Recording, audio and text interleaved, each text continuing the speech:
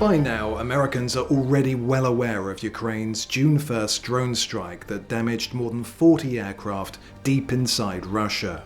And one of the urgent lessons to be learned from Operation Spiderweb, as it was known, and many others in recent years, is that the US homeland is far more vulnerable than most Americans realize. I will build an iron dome over our country, a state-of-the-art missile defense shield made in the USA. Mr. Trump was talking up the idea of a new missile defense system inspired by Ronald Reagan's Strategic Defense Initiative long before his second term began. You know, Reagan proposed that many years ago, Star Wars. What if free people could live secure in the knowledge that their security did not rest upon the threat of instant U.S. retaliation to deter a Soviet attack, that we could intercept and destroy strategic ballistic missiles before they reached our own soil or that of our allies? President Reagan 40 years ago cast the vision for it. The technology wasn't there. Now it is, and you're following through to say we will protect the homeland from cruise missiles, ballistic missiles, hypersonic missiles, drones, whether they're conventional or nuclear. President Trump signed an executive order for the planning of what he called the Iron Dome for America on January 27th. So I was going to call it the Iron Dome because that's the name everyone has heard of for years, but to me it was old-fashioned. So we changed it recently to the Golden Dome, the beautiful Golden Dome. At a total cost of what's expected to be $175 billion, Mr. Trump said the Golden Dome would be ready in 3 years, at the end of his term. Once fully constructed, the Golden Dome will be capable of intercepting missiles even if they are launched from other sides of the world and even if they are launched from space. He's appointed General Michael Gutlein, the U.S. Space Force Vice Chief of Space Operations, to manage the project. If you look at the threats that we're going against, they're not abstract threats. These are not something we're thinking could happen. These are threats that we've seen happen on a day-to-day basis. If you go back and look at the events in Iran in April of last year and October of last year, where they launched a barrage of over 300 missiles at Israel, it was our missile warning capability in the United States, operating out of Buckley Space Force Base in Colorado, Denver, that was alerting not only our own forces of the impending missile attack, but also of the Israelis and our other international partners, but also handing that data off to the shooters so that we could take those missiles out before they caused harm. What stopped that barrage of missiles on Israel that Mr. Gutlein just referenced was the Iron Dome, a multi-layered missile defense system. What do we mean by multi-layered? The dome itself protects from short-range missiles.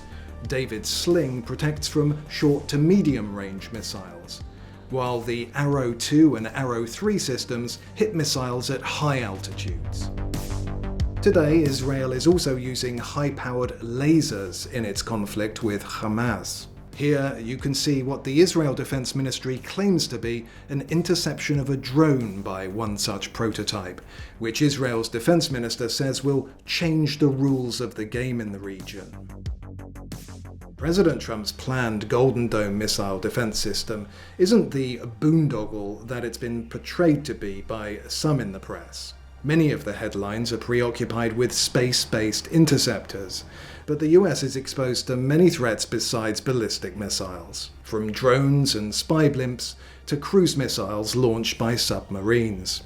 And that's one of the reasons why a new layered missile shield that takes advantage of new technology and existing systems like the Patriot is needed, which formed part of an interesting discussion by the Center for Strategic and International Studies. We're not going to reinvent the tons and tons of new systems, the Aegis, the GMD, the THAAD, the Patriot / IBCS. Those are probably going to be the interceptor building blocks, but there's going to need to be a battle management layer over top of all that with lots of lightning bolts of connectivity between all the different inputs. And that's where the software and the tech bro innovation I predict in the near term has some potential to deliver results. General Gutlein says a lot of time has been spent looking at what the different layers of architecture might look like and how they can best organize the multiple agencies involved, taking advantage of each one's strengths, but by also being aware of their weaknesses. Missile Defense Agency is really good at the ballistic threat, protection of the homeland from a ICBM. They are not good at building space capabilities. The Space Force is great at building space capabilities, but we're not great at doing missile defense. That's not our job. Counter UAS, that's not a space job or a missile defense job. That's really the Air Force, Navy, and the Army. How do I bring them to bear?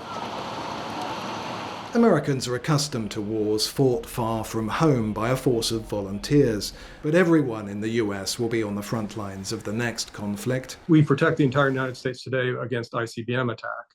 Against a hypersonic threat, it would be much more difficult without a much more robust sensor network. The big gap in my mind is the sensing capability, being able to actually see it and track it. Political leaders could be doing much more to educate the country about this vulnerability, rather than boasting about the US military being the best it's ever been. It really isn't. And while Congress has put up $25 billion for Golden Dome in its reconciliation bill, a national air defense won't be built by a one-time cash infusion. A sustained defense buildup is needed. There will be something, I predict, in 12 months from now. I think there will be something in 3 years. It will not be full operational capability of all the things. The president also said that it will come in phases, but they will probably snap the chalk line in 3 years and have some set of capability to come after that. Already, China has expressed concern about the Golden Dome project, warning it may trigger an arms race in outer space. Good. That's a signal it's the right thing. If it doesn't irritate our main strategic competitor, the pacing threat, if it doesn't impose cost on them and they're unhappy about it, then we may be doing the wrong thing. We want to be doing the things that they're not jazzed about. Ukraine did the US a favor with its drone strike in Russia. It sent America a wake-up call about its own complacency. Without a doubt, our biggest challenge is going to be organizational behavior and culture. We are not accustomed to having to integrate at the level that's going to be required to integrate to go after Iron Dome. This is on order of magnitude of the Manhattan Project.